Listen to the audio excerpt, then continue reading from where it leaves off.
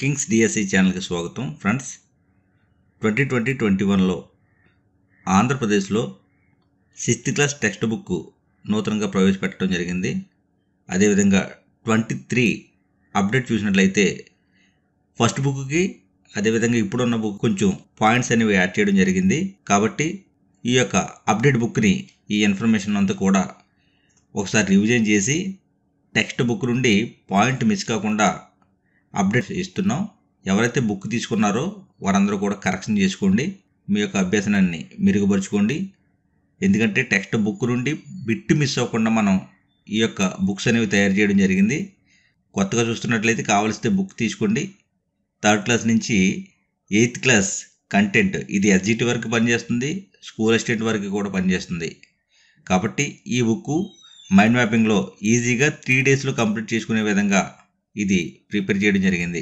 ఎవరికైనా నచ్చితే నా నెంబర్ కాంటాక్ట్ చేసి ఈ యొక్క బుక్ తీసుకోండి. మీకు డిఎస్సి పర్పస్లో ఇది చాలా ఉపయోగకరంగా ఉంటుంది. ఇప్పుడు అప్డేట్స్ చూద్దాం. సౌర కుటుంబం 6th class first lesson. 6th class first లెసన్లో ఈ యొక్క సౌర కుటుంబం, ఈ సౌర కుటుంబంలో అప్డేట్స్ ఏమైనా ఉన్నాయి అంటే ఇక్కడ ఏంటి అంటే మనకు దగ్గరగా ఉన్న నక్షత్రం సూర్యుడు. ఈ యొక్క పాయింట్ అనేది ఒకటి యాడ్ చేసుకోండి. ఇది పేజ్ నెంబరు 43లో ఉంది బుక్లో, 43 పేజ్ నెంబరు. తర్వాత పేజ్ నెంబర్ 44. ఈ 44లో ఇక్కడ అప్డేట్ చూసినట్లయితే సౌర కుటుంబం అంటే సూర్యుడు, గ్రహాలు, ఉపగ్రహాలు, ఉల్కలు మొదలగు ఖగోళ వస్తువులు వీటన్నింటినీ సౌర కుటుంబం అంటారు. తర్వాత ఇంకా కింద చూసినట్లయితే మనం కక్ష అంటే గ్రహాలు సూర్యుని చుట్టూ తిరిగే మార్గం. 2006 వరకు సౌర కుటుంబం 9 గ్రహాలు ఉండేవి. ఎప్పటి వరకు అంటే 2006 వరకు. అంతరిక్షంలో ఉన్న భారతీయ ఉపగ్రహాలు ఇన్సాట్, ఐఆర్ఎస్, ఎడ్యుసాట్ ఇవి అంతరిక్షంలో ఉన్న భారతీయ ఉపగ్రహాలు. ముఖ్యంగా ప్రస్తుతం గ్రహాలు ఎన్ని అంటే 8 గ్రహాలుగా చెప్పబడుతున్నాయి. తర్వాత పేజ్ నెంబరు 45లో మనం ఏమీ నోట్ చేయలేదండి, సేమ్ యాసేజ్గానే ఈ యొక్క మైండ్ మ్యాపింగ్ అనేది ఉంది. పేజ్ నెంబర్ 46లో మనం గమనించవలసింది ఏంటంటే ఇక్కడ బృహస్పతి, జూపిటర్ దీనినే గురుడు అని కూడా పేర్కొంటారు. తర్వాత 47 పేజ్ నెంబరు 47లో మనం గమనించవలసింది ఏంటి అంటే సతీష్ ధావన్ స్పేస్ సెంటర్. ఈ సతీష్ ధావన్ అనేవారు ఇస్రో మాజీ చైర్మన్. ఈయన జ్ఞాపకార్థమే ఈ యొక్క స్పేస్ సెంటర్కు సతీష్ ధావన్ స్పేస్ సెంటర్ అని పేరు రావడం జరిగింది. ఇది పేజ్ నెంబరు 47లో ఉందండి. తర్వాత పేజ్ నెంబరు 48లో చూసినట్లయితే పేజ్ నెంబరు 48లో భూమిని 2 సమాన అర్ధభాగాలుగా చేస్తుంది. ఏంటి? భూమధ్య రేఖ భూమిని 2 సమాన అర్ధభాగాలుగా చేస్తుంది. ఈ పాయింట్ ఒకటి యాడ్ చేసుకోండి. తర్వాత గ్రీనిచ్ రేఖ. ఈ గ్రీనిచ్ రేఖకు తూర్పు భాగాన్ని పూర్వార్ధగోళం అంటారు, దీనిని తూర్పార్ధగోళం అంటారు. అదేవిధంగా గ్రీనిచ్ రేఖకు పశ్చిమ భాగాన్ని పశ్చిమార్ధగోళం అంటారు. అదేవిధంగా 0 డిగ్రీల రేఖాంశం దీనిని ప్రామాణిక రేఖాంశం అంటారు. ఈ 0 డిగ్రీల రేఖాంశం నుండి తూర్పు పడమరలకు దూరాన్ని కొలుస్తారు. ఈ పాయింట్ కూడా యాడ్ చేసుకోండి. ఇంకో విషయం ఏంటి అంటే ఇక్కడ మొత్తం రేఖాంశాలు 360 ఉన్నాయి. ఇక్కడ 0 డిగ్రీల రేఖాంశానికి వ్యతిరేక దిశలో గల రేఖాంశమే 180 డిగ్రీల తూర్పు పశ్చిమ రేఖాంశం. 0 డిగ్రీల రేఖాంశానికి ఆపోజిట్లో ఉన్న రేఖాంశం పేరేది అంటే 180 డిగ్రీల తూర్పు పశ్చిమ రేఖాంశం. తర్వాత పేజ్ నెంబరు 49లో ఉంది. ఇక్కడ సూర్యుడు, భూమి, చంద్రుడు ఒకే సరళ రేఖ మీదకి వచ్చినప్పుడు గ్రహణాలు ఏర్పడతాయి. సూర్యుడు, చంద్రుడు, భూమి ఒకే సరళ రేఖకు వచ్చినప్పుడు గ్రహణాలు అనేవి ఏర్పడతాయి. ఇంకా మనకి కిందకు వచ్చేసినట్లయితే ఇందులో భూభ్రమణానికి పట్టే కాలం ఎంత అంటే 24 గంటల సమయం లేదా ఒక రోజు. ఈ పాయింట్ కూడా యాడ్ చేసుకోండి. మనకి కరెక్ట్గా సమయం ఇచ్చాడు ఇక్కడ 23 గంటల 56 నిమిషాలు 4.09 సెకండ్లు. ఇది 24 గంటలు అని చెప్తాం, లేదా ఒక రోజుగా కూడా చెప్పవచ్చు. తర్వాత భూ పరిభ్రమణం. ఈ భూ పరిభ్రమణ ఫలితంగా ఋతువులు ఏర్పడతాయి, గ్రహణాలు ఏర్పడతాయి, ఆయనాలు, విషవత్తులు ఇవన్నీ కూడా ఏర్పడతాయి. తర్వాత పాయింట్ ఏంటి అంటే కక్ష. సాధారణ సంవత్సరంలో ఎన్ని రోజులు ఉంటాయంటే 365 రోజులు ఉంటాయి. ఫిబ్రవరి నెలకు 28 రోజులు ఉంటాయి. ఈ పాయింట్ ఒకటి యాడ్ చేసుకోండి. ఉత్తర ధ్రువంలో సూర్యుని వైపు వంగి ఉన్న కాలంలో పగటి కాలం ఎంత ఉంటుందంటే 6 నెలలు ఉంటుంది. ఇది తర్వాత పేజీ నెంబరు 50 అండి. ఈ పేజీ నెంబర్ 50లో మీరు యాడ్ చేసుకోవాల్సిన పాయింట్ ఏంటి అంటే శీతాకాల ఆయనాంతం. శీతాకాల ఆయనాంతానికి చలికాలం అని చెప్పవచ్చు. తర్వాత పేజీ నెంబర్ 51. ఈ పేజీ నెంబర్ 51లో పటాల యొక్క ఉపయోగాన్ని బట్టి ఎన్ని రకాలు అంటే 3 రకాలు. ఈ 3 రకాలు దేన్ని బట్టి అంటే ఉపయోగాన్ని బట్టి. అదేవిధంగా చిత్తు పటం అంటే స్కేల్ ఉపయోగించకుండా గుర్తు ఉన్న దానిని బట్టి గీస్తారు చిత్తు పటాన్ని. ఈ పాయింట్ ఒకటి యాడ్ చేసుకోండి. తర్వాత పేజీ నెంబరు 52. పేజీ నెంబర్ 52లో మూలలు అనేవి ఒక ప్రాంతం యొక్క ఉనికిని ఖచ్చితంగా తెలుసుకోవడానికి ఉపయోగపడతాయి. ఆ పాయింట్ ఒకటి యాడ్ చేసుకోండి. తర్వాత స్కేలు. పటంలో ముఖ్యమైన అంశం ఏది అంటే స్కేలు. తర్వాత రంగులు నైసర్గిక స్వరూపాలకు ప్రాతినిధ్యం వహిస్తాయి. రంగులు అనేవి నైసర్గిక స్వరూపాలకు ప్రాతినిధ్యం వహిస్తాయి.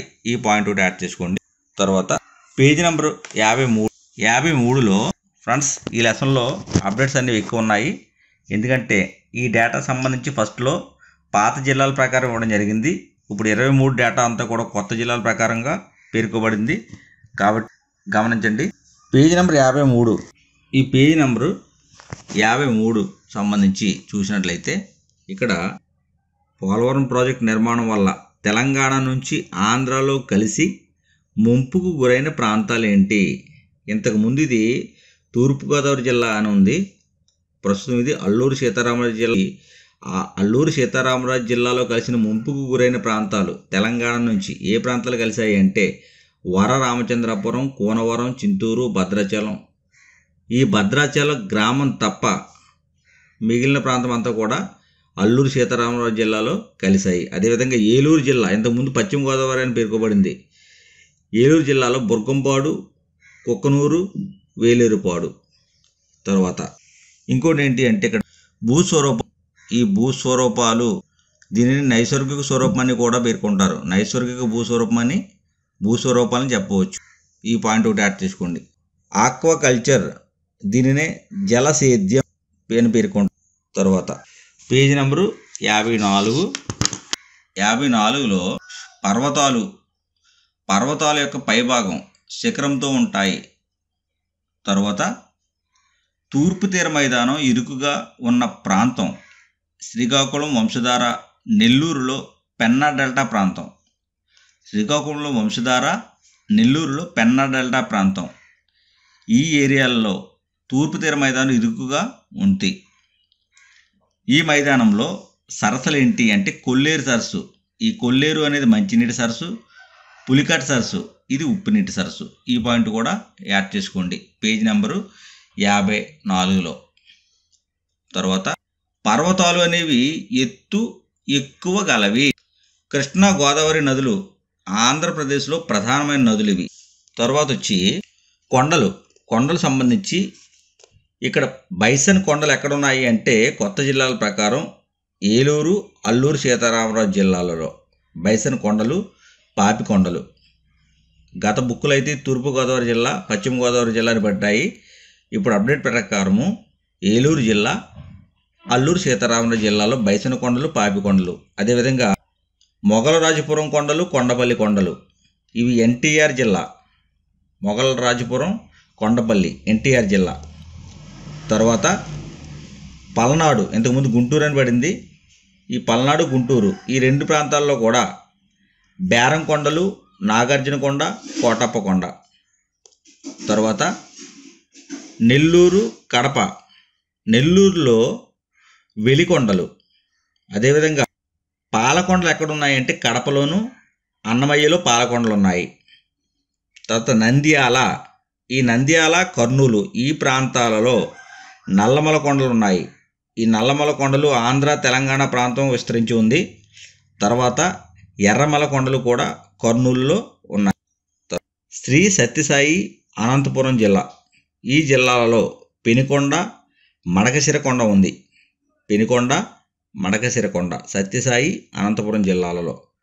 తరువాత ఈ కొండలు చార్నోకైట్, కాండలైట్ రాళ్లతో ఏర్పడ్డాయి.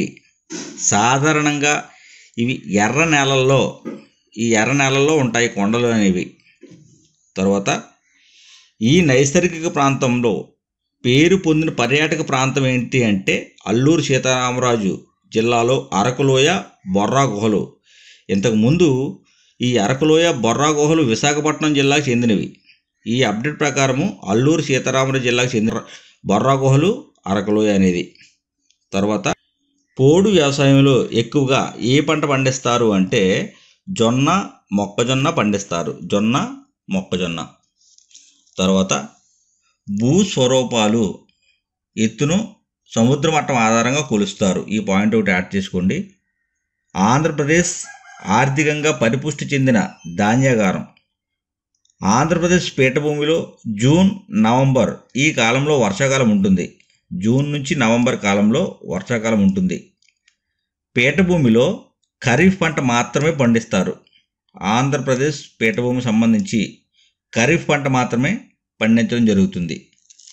తర్వాత పేజీ నెంబర్ 55. ఫ్రెండ్స్ గమనించండి, ఈ లెసన్ సంబంధించి అప్డేట్స్ అనేవి ఎక్కువ రావడం జరిగాయి.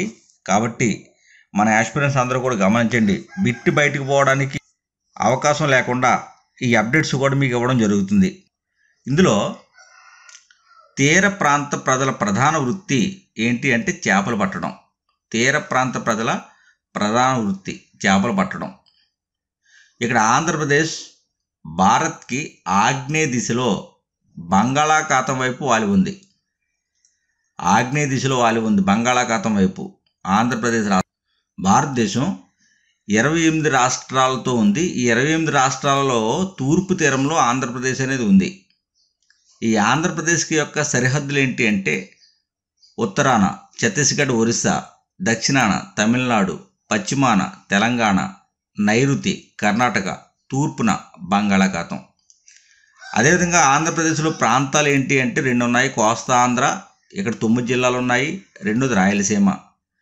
ఉద్యాన పంటలు సమృద్ధిగా ఉన్న 4 జిల్లాలు సమాహారంగా అత్యధిక తలసరి ఆదాయంతో ఉద్యాన పంటల కేంద్రంగా ఈ రాయలసీమలో ఎన్ని జిల్లాలు ఉన్నాయంటే 4 ఉన్నాయి.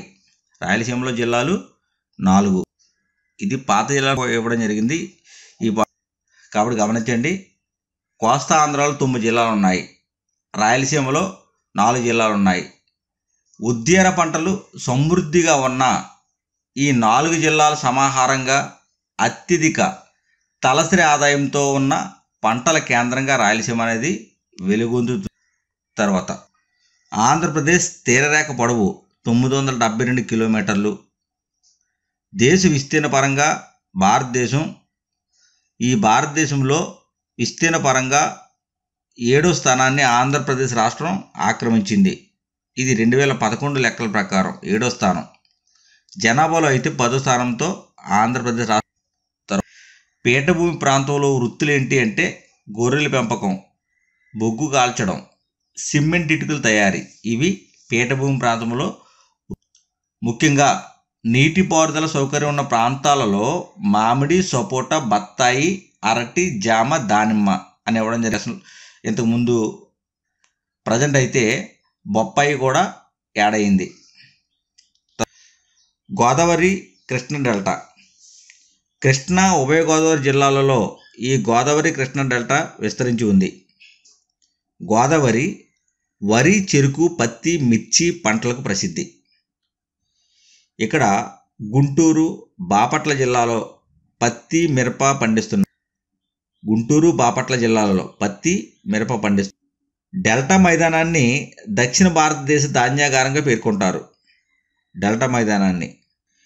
ఈ గోదావరి డెల్టా ప్రాంతంలో భూగర్భ జలాలు 15 నుంచి 25 అడుగుల లోతులోనే లభ్యమవుతున్నాయి. 15 నుంచి 25 అడుగుల లోతులోనే లభ్యమవుతున్నాయి. ఖరీఫ్ వర్షాకాల పంట, రబీ శీతాకాల పంట. రాయలసీమలో అత్యధిక భాగం దక్కన్ పీఠభూమికి చెందింది. ఎక్కువ భాగం దక్కన్ పీఠభూమికి చెందింది. ఇది 55వ పేజీలో సమాచారం. తర్వాత 56వ పేజీ. ఈ 56వ పేజీలో నిప్పును పవిత్రంగా భావించారు.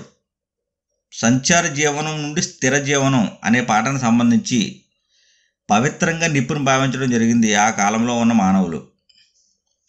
తర్వాత పేజీ నెంబర్ 57. 57లో బెలూమ్ గుహలు. ఇక్కడ విశ్రాంతి తీసుకోవడానికి, పనిముట్లు దాచుకోవడానికి ఈ బెలూమ్ గుహలను ఉపయోగించుకున్నారు. ఈ గుహలో ఎముకలతో చేసిన పనిముట్లు, సూక్ష్మరాతి పరికరాలు కనుగొన్నారు. బెలూమ్ గుహలో ఎముకలతో చేసిన పనిముట్లు, సూక్ష్మరాతి పరికరాలు కనుగొన్నారు. ఎముకలతో చేసిన పనిముట్లు ఈ గుహలలోనే తప్ప భారత ఉపఖండంలో ఎక్కడా దొరకలేదు. గమనించండి ఫ్రెండ్స్, బెలూమ్ గుహలలోనే ఎముకలతో చేసిన పనిముట్లు లభ్యమయ్యాయి. మిగిలిన ఏ ప్రాంతంలో కూడా భారతదేశంలో ఎముకలతో చేసిన పనిముట్లు అనేవి లభ్యం కాలేదు. ఈ పాయింట్ కూడా మీరు యాడ్ చేసుకోండి. తర్వాత 12,000 సంవత్సరాల క్రితం మానవుని అభివృద్ధి సూచిక ఆహార సేకరణదారుల నుండి ఆహార ఉత్పత్తిదారు పరిణామం తర్వాత చిత్రించుటకు వెదురు కుంచులు వాడి ఈ కడప జిల్లా ప్రాంతం ఈ ఏరియాలలో చిత్రాలు చిత్రించడానికి వెదురు కుంచులు వాడేవారు.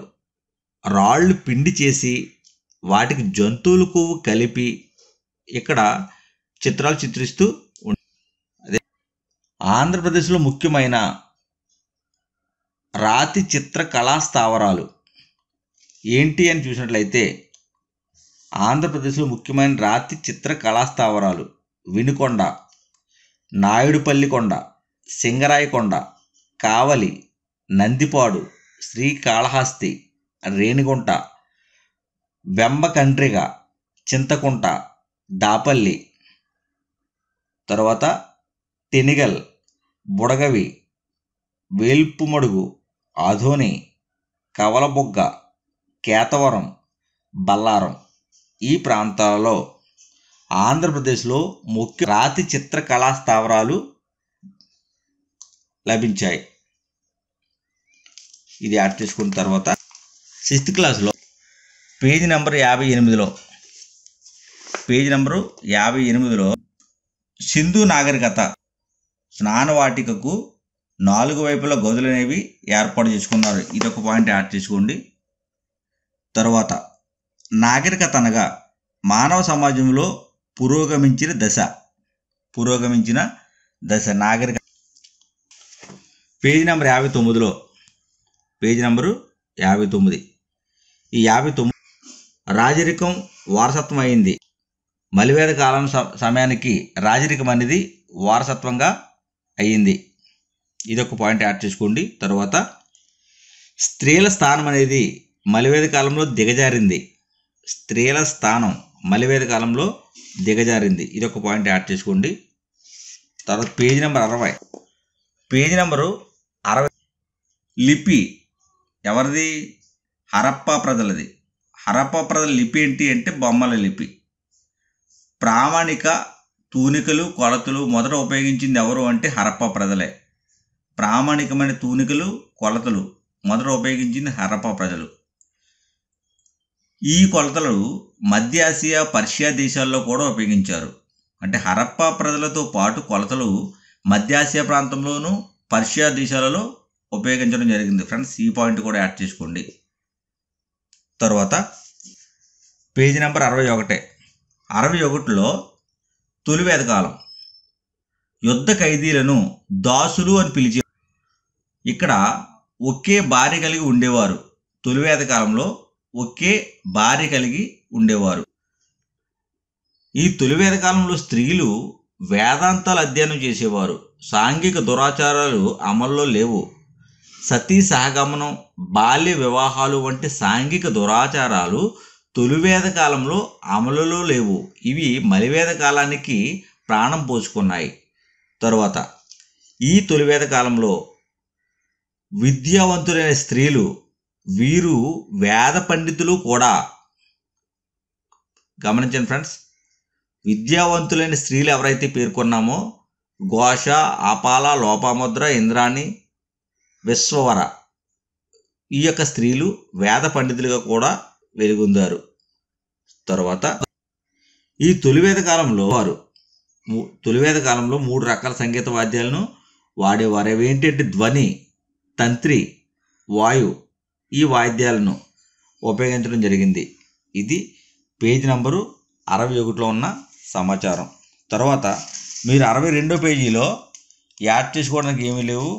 తర్వాత 63వ పేజీ మీరు యాడ్ చేసుకోవాల్సిన పాయింట్ ఏంటి అంటే ఇక్కడ జన అనే పదం సంస్కృత పదం, ఈ పాయింట్ ఒకటి యాడ్ చేసుకోండి. తర్వాత ఉపనిషత్తు వచ్చి చేరువుగా కూర్చోవడం అని అర్థం. ఫ్రెండ్స్, ఇంకొక విషయం ఏంటి అంటే ఇక్కడ అండర్లైన్ చేసినవి ఆల్రెడీ ఈ యొక్క మన బుక్లో ఇవ్వడం జరిగింది. కానీ ఒకవేళ బై మిస్టేక్ లేదేమో అని చెప్పేసి మరలా ఇది నోట్ చేయడం జరిగింది. ఈ అండర్లైన్ చేసినవి అయితే పాయింట్కి డైరెక్ట్గా మనకి ఉన్నట్టే, ఈ విషయం గమనించండి. ఉపనిషత్తులు అంటే వచ్చి చేరువుగా కూర్చోవడం అని అర్థం. ఇది అండర్లైన్ చేసి ఉంది కాబట్టి మనకి దీని అర్థం ఈ మైండ్ మ్యాపింగ్లోనే ఇవ్వడం జరిగింది. తర్వాత పేజీ నెంబర్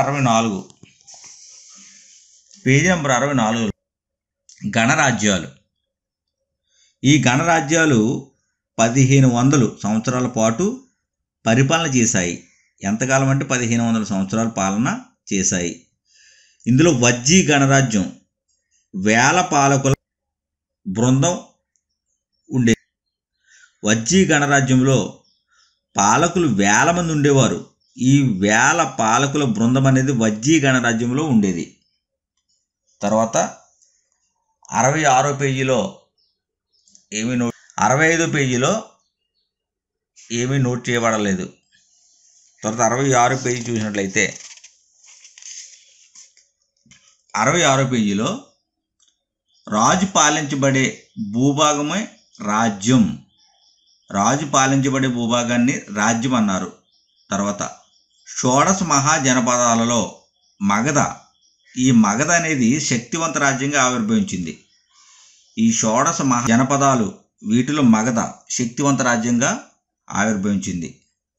తర్వాత పేజీ నెంబర్ 67లో ఇక్కడ మొదటి చంద్రగుప్తుడు, గుప్త సామ్రాజ్యంలో ప్రసిద్ధి పొందిన రాజు ఎవరు అంటే మొదటి చంద్రగుప్తుడు. గమనించండి ఫ్రెండ్స్, నోట్ చేసుకోండి. మొదటి చంద్రగుప్తుడు ప్రసిద్ధి పొందిన రాజు. తర్వాత పేజీ నెంబర్ 68. ఈ 68లో ప్రఖ్యాత వైద్యుడు ఎవరు? గుప్తుల కాలంలో ప్రఖ్యాతి చెందిన వైద్యుడు ఎవరు అంటే చరకుడు.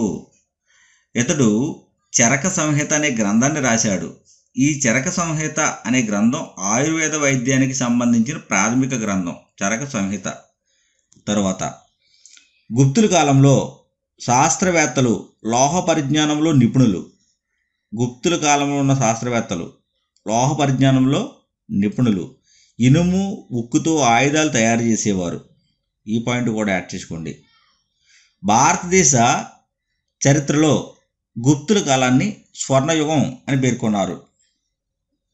తర్వాత పేజీ నెంబరు 69. ఈ 69వ పేజీలో చాళుక్యులు కింద చాళుక్యులు అని ఉంది.